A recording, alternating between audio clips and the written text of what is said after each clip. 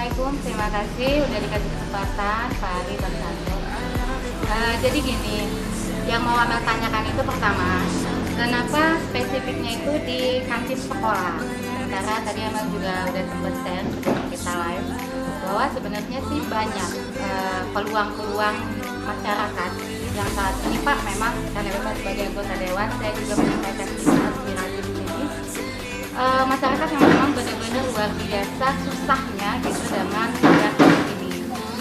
Mungkinkah ada segmen lain yang mungkin nanti bisa Bapak pertimbangkan? Seperti contohnya, maaf ya Pak, saya karena diberikan di Hanuan sebagai ketua sekali, anak-anak saya kebetulan banyak yang menjadi. Nah itu sebenarnya menjadi beban moral saya juga. Dimana anak-anak saya itu karena mereka pesta kan tidak boleh sekarang Pak, karena aturan dari pemerintah. Jadi mereka kehilangan job mereka yang mungkin tadinya mungkin pengen just to jadi penyanyi. Nah mereka berpikir untuk hal-hal lain takutnya. A few moments later.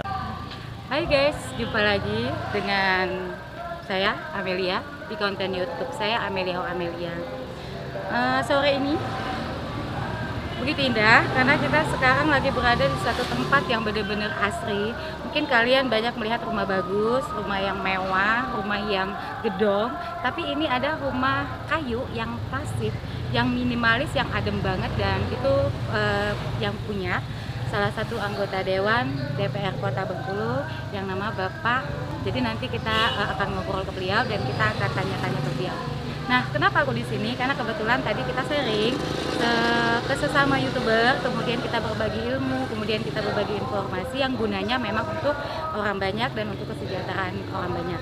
Apa yang akan kita lakukan di sini bersama YouTuber Bengkulu, kemudian apa yang bisa mereka lakukan untuk kita, atau yang mereka bisa bantu untuk kita.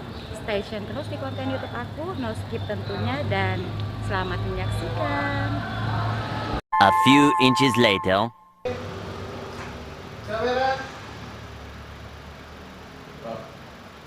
Action. Assalamualaikum warahmatullahi wabarakatuh. Salam jumpa lagi bersama saya Susanto dalam Ngobrol Malam. Sana Beken. Ngobrol Malam kali ini kali kedua kita mengundang narasumber ini. Di episode pertama dulu sekali saya pernah mengundang narasumber ini karena inspirasinya luar biasa. Waktu itu tema yang kita angkat, PNS bukan segalanya.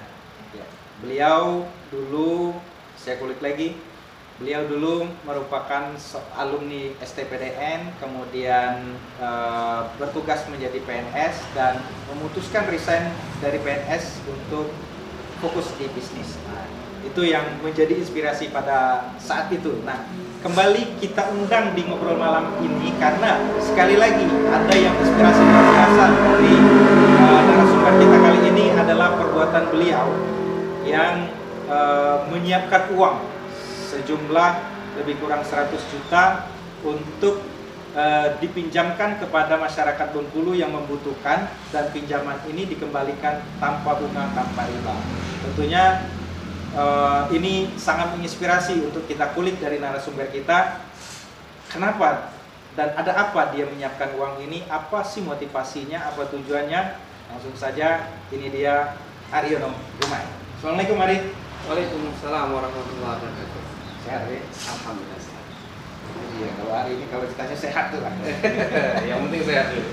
Oke, saya panggil Ari karena memang dari dulu saya memanggil Adinda ini Ari karena nama beliau Aryono Rumai.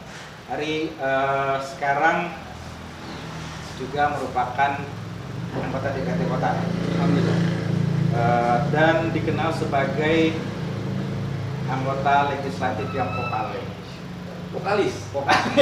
Iya, dulu kayaknya punya cita-cita memang jadi penyanyi. Dan banyak hal yang menjadi pro kontra akhirnya di media karena statement dan fungsi pengawasan yang dilakukan Ari terhadap eksekutif terutama di pemerintahan Kota Bengkulu. Tapi kita tidak mengulik itu. Tema kita malam ini modal dengkul.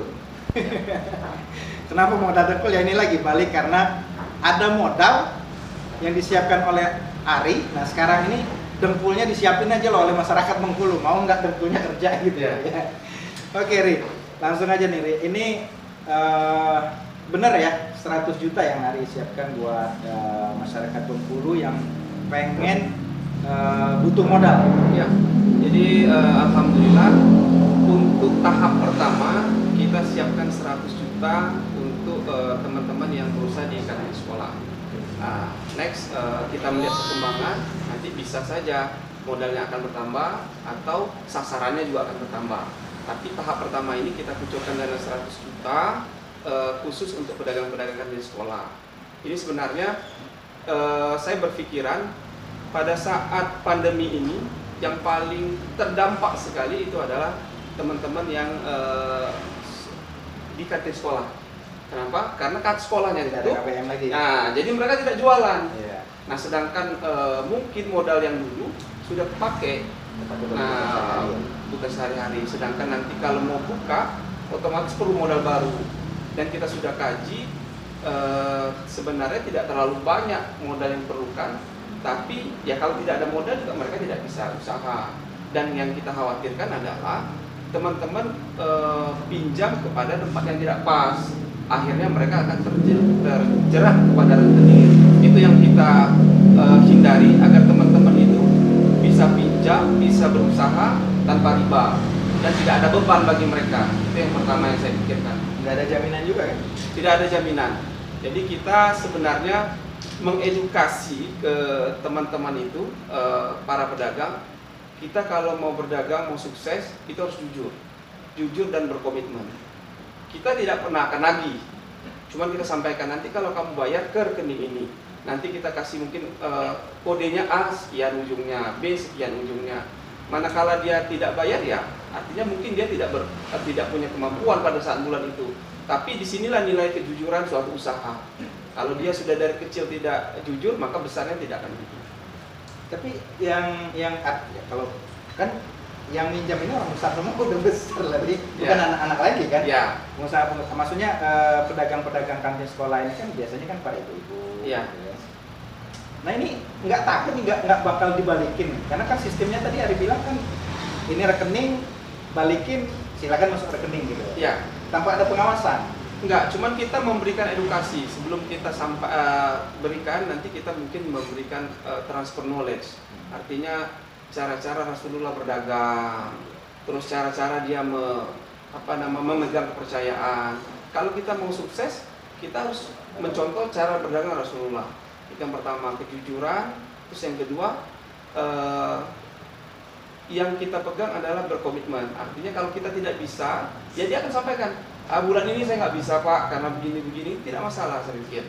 Yang penting ada komitmen, ada komitmennya. Nah, kalau masalah uangnya takut habis, nah itu biar Allah yang atur. Saya pikir kita ada di titik rezeki, kita berbagi, dan saya berharap teman-teman itu kenapa harus kembali supaya teman-teman berikutnya juga dapat.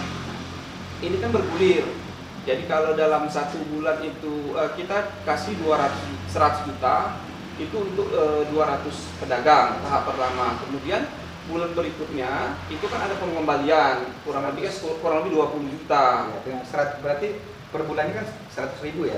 Per bulan 100.000 karena dia satu pedagang itu akan mendapat 500.000. Karena menurut kajian teman-teman untuk 500.000 itu sudah cukup untuk pedagang kantin memulai usahanya kembali. Nah, nanti setiap bulannya mereka akan setoran 100.000. Dari setoran mereka itulah yang akan kita gulirkan ke pedagang-pedagang lain. Makanya saya berharap itu teman-teman memikirkan teman-temannya yang lain. Nah, kalau dia seandainya mengembalikan dengan pas dan tepat waktu, yang lain juga akan kebagian. Ini sudah berapa lama ya jalan? Sebenarnya kita pada saat pandemi awal kita sudah sampaikan. Awal tahun lalu ya? Ya, awal tahun lalu kita sudah sampaikan, cuman memang tidak kita begitu expose, hanya kita sampaikan melalui media sosial. Jadi supaya sebenarnya kami itu sebenarnya mengajak teman-teman itu sama-sama berbagi pahala, kalau seperti Bang Satu sampaikan. Gimana caranya teman-teman itu bisa menginformasikan kepada yang lain, bisa mengajak yang lain untuk mengambil pinjaman, modalnya kita siapkan, mereka juga dapat pahala menginformasikan kepada orang lain. Info berantai lah. Iya. Seperti itu. Oke, tadi Ari bilang teman-teman, hitungan teman-teman. Teman-teman ini siapa sih maksudnya? Terus Ya. berapa orang sih yang Ari percaya gitu loh, buat supaya ini sesuai dengan planningnya Ari bahwa duit 100 juta ini nggak nambah, nggak ngurang gitu, tapi terus bergulir gitu. Sebenarnya kita tidak ada begitu tim yang dibuat khusus ya, tidak ada. Cuma kita share di FB. Di FB kan ada teman-teman FB. Oke. Mereka bisa lihat, bisa share. Makanya kita sampaikan di sana. Silakan kalau yang punya kenalan atau punya alumni, misalnya alumni SD-nya, SMP, SMA, silakan sampaikan dengan ibu-ibu kantinnya. Syaratnya kan tidak begitu sulit, cuma dinyatakan bahwasanya dia memang berdagang di sekolah itu. Cukup itu saja, dan KTP. Nanti insya Allah kita akan kumpulkan mereka semua, kita akan briefing, transfer knowledge, biar mereka juga bisa usahanya bisa besar. Intinya begitu. Oke, sekarang artinya kan dimulai dari awal tahun lalu tuh. Mulai pinjamkan bulan apa nih kemarin? Kita Sudah berapa orang? sebenarnya sudah dari awal pandemi kan teman-teman sekolah diliburkan, maka masuklah tahun ajaran baru rencananya itu. Kita sudah menerima beberapa permintaan dari teman-teman, sudah kita siapkan. Hanya saja beberapa teman-teman itu menyampaikan mereka berharap kalau sekarang sekolah belum buka, kalaulah mereka dapat nanti habis lagi itu duitnya. Nah gitu. Ya, artinya pinjaman ini masih ada sama Ari ya? Masih sebagian besar, masih banyak. Oke. Artinya dengan rencana dari surat edaran yang dikeluarkan oleh Gubernur dan Pak Wali bahwa sebentar lagi akan ada KPN.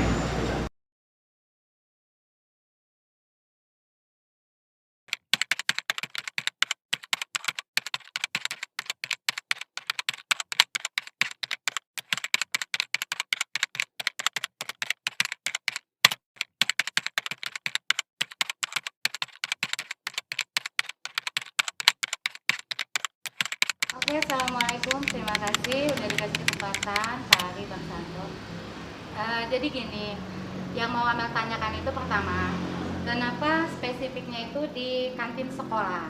Sementara tadi Amel juga udah sempat share sebelum kita live bahwa sebenarnya sih banyak peluang-peluang masyarakat yang saat ini Pak, memang karena Bapak sebagai anggota dewan, saya juga menyampaikan sedikit aspirasi di sini. Masyarakat yang memang benar-benar luar biasa susahnya gitu dengan program ini. Mungkinkah ada segmen lain yang mungkin nanti bisa Bapak pertimbangkan, seperti contohnya, maaf ya Pak, saya karena di Sri Kandi Hanura sebagai ketua Sri Kandi, anak-anak saya kebetulan banyak yang menyanyi. Nah itu sebenarnya menjadi beban moral saya juga, gimana anak-anak saya itu, karena mereka pesta kan tidak boleh sekarang Pak, karena aturan dari pemerintah. Jadi mereka kehilangan job, mereka yang mungkin tadinya mungkin pengen just to jadi penyanyi, nah mereka berpikir untuk hal-hal lain takutnya. Kalau selagi itu positif, kita tentu akan support ya. Aku cuma mengarahkan di sini, mungkinkah ada statement lain ataupun penempatan lain dana itu bagi mungkin masyarakat yang bukan pedagang atau berjualan di kantin, pertama. Terus yang kedua Pak, untuk mengenai kita membantu sesama ini, saya pribadi sebenarnya pengen ngobrol sama Bapak dan Bang Santo. Mungkin yang saya pertanyakan atau saya inginkan bukan sekedar pinjaman. Kalau pinjaman ini kan mungkin tadi yang Bapak jelaskan segmennya ke kantin sekolah. Mungkin ada info-info dana bergulir yang sekarang mungkin Bapak juga tahu banyak ya sedang dilaksanakan dana-dana bantuan COVID Pak, maaf. Ya. Jadi bukan pinjaman. Mungkin lewat saya, insya Allah, karena saya memang ada sedikit juga menjalankan bantuan dana ini. Mungkin itu bentuk saya karena saya tidak punya kemampuan di sini Pak. Jadi saya menyalurkan dana-dana itu kepada mereka yang membutuhkan, termasuk yang saya sebut tadi. Mungkin Bapak sebagai anggota dewan tentunya di kota tahu peluang-peluang apa sih yang bisa dimanfaatkan untuk masyarakat, info-info dana COVID apa yang bisa dimanfaatkan masyarakat yang lebih tepat Pak, maksud saya. Karena seperti ini, kejadian yang saya lihat kebanyakan dana bergulir itu ke misalnya beliau pejabat, saudaranya, kakaknya, keluarganya, tidak ke masyarakat yang memang membutuhkan, maaf ngomong, seperti tukang becak, yang di pasar, pedagang sayur. Nah itu sebenarnya mereka yang lebih butuh. Mungkin itu saya minta solusi, juga minta arahan ke Bapak. Mungkin itu aja, terima kasih sudah dikasih kesempatan, dan assalamualaikum warahmatullahi wabarakatuh. 1 hour later. A few moments later. Santai aja. Inspirasi dari wisata hari dan ini panjang. Itu kan saya kan ada kuliner, jadi Iya. kalau bisa satu apa namanya pondoknya itu gitu. Aman kan? Pertama yang memang pada masyarakat UMKM. Karena saya berpikir kalau saya bagikan 200 satu tenan itu, kalau ibu kan pasti paling enggak bekerja 2 atau 3 orang. Pasti enggak satu tenan itu ada 2-3 orang. Kalau lah 200 berarti ada 600 orang yang punya peluang usaha. Dan itu adalah penyerap tenaga kerja 600. Dan kita secara pribadi perusahaan itu kita juga ada kayak security, parkir, manajemen kita itu ada kurang lebih 100. Makanya saya berharap dalam dibukanya pantai itu ada 700 tenaga kerja yang kita serap. 700 itu kalau di rumahnya ada 3, ada 2100 yang kita bantu. Kalaulah dia mendoakan kita banyak rezeki, banyak itu. Semua usaha itu harus kita tekuni sendiri. Jangan kita baru usaha sedikit, tapi sudah jadi direktur, angkat manajer, angkat sales manajer, sampai perusahaan ke bawah-bawah. Kerjain sendiri dulu. Ya pokoknya dengkul mainkan. Ya, dengkul mainkan. Karena saya dulu juga dari awal semua baik di tambang maupun usaha yang lain saya kerjakan sendiri. Nanti kalau saya sudah menguasai semuanya, baru saya taruh satu-satu. Intinya apa? Apa yang dia kerjakan sekarang sudah pernah saya kerjakan. Artinya tidak ada akan miss di situ. Artinya fungsi pengawasan itu sudah dikuasai. Ya. Artinya kalaupun misalnya ilmunya sudah ada. Ya, gitu. benar. Oke, batu bara, sapi, apa Ya, tadi? perkebunan, sekarang pariwisata, luar biasa. Oke, balik ke modal dengkul nih buat generasi muda tadi kan. Pesan Ari adalah ya intinya kerjain lah dulu, intinya Ya. sendiri gitu kan. Nah, cuman gini, ada mindset anak-anak muda ini gini, Ri. Yo, kalau tidak ada modal, artinya harus ada hepeng dulu, harus ada duit dulu nih. Ya. Ini gimana nge-brainwash-nya menurut Ari? Saya cerita riwayat saya waktu tambang batu bara. Saya dulu PNS. Tidak ada lah kita uang untuk modal untuk buka usaha itu. Tidak ada. Karena untuk mulai pertama kali nambang minimal modalnya 5 miliar. 5 miliar dan minimal kita punya 3 kali 5 miliar karena 3 bulan akan berproduksi. Baru kosnya aja. Baru dulu. kos. Iya. Saya tidak punya, tapi saya punya teman. Dia punya tambang. Dia tidak sanggup mengerjakan karena kegiatannya banyak. Saya bilang, bisa nggak saya coba-coba tambangkan? Menjaga kepercayaan. Intinya adalah kita menjaga kepercayaan. Manakala kita sudah dipercaya orang, maka modal itu akan tambah. Tidak pernah saya tinggalkan tambang. Tidak pernah. Walaupun saya anggap pimpinannya di sana, tapi saya harus cek semuanya dari yang kecil sampai yang besar semua berjalan lancar. Luar biasa. Nah, modal dengkul. Sana BTV itu tadi. Segmen kedua ini saya dapat sebuah pembelajaran ini. Rupanya modalnya hari ini dengkul dan kejujuran. Ya. Oke, hari kita harus rehat sejenak. Sana BTV jangan kemana-mana. Semakin menarik tentunya obrolan kita mengulik tentang modal dengkul dari si Ari. Tetaplah di Ngobrol Malam. Oke, Sedekah itu menjaga pundi-pundi harta bagi saya ya, itu kalau Allah membesarkan rezeki maka kita harus keluarkan dulu. Ibaratnya gelas lah, tidaklah mungkin dia akan banyak menampung hujan kalau cuma 1 gelas. Bisa saja menikmati. Yang paling penting adalah percaya semua itu takdir Allah. Ya, oke. Luar biasa, Ri. Memang masih banyak yang kalaupun bicara tentang bisnis, gimana cara bangkit, sukses itu mungkin nggak akan habis. Tapi karena keterbatasan waktu, sekali lagi terima kasih ya sudah menjadi bintang tamu Ngobrol Malam episode kali ini. Banyak banget inspirasi bukan cuma teman-teman penonton dari TV saya. Sukses udah ngobrol soal orang sukses, apalagi lebih mudah hari-hari kalau bicara sukses kalau saya bilang apa nih. Oke, Rik, Salam Bayi TV, beberapa hal yang menjadi pembelajaran kita dari seorang Ali. Modal dan tool. Intinya kalau ingin sukses tidak perlu berbicara tentang modal, yang penting Anda punya ide, Anda punya tenaga, Anda punya dempul, gunain, manfaatin, kemudian ingin sukses, maka dekatilah orang sukses. Perbanyak sedekah, belajarlah cara berusaha Rasulullah, insya Allah sukses. Saya Susanto ngobrol malam ini. Terima kasih. Assalamualaikum warahmatullahi wabarakatuh. Salam weekend.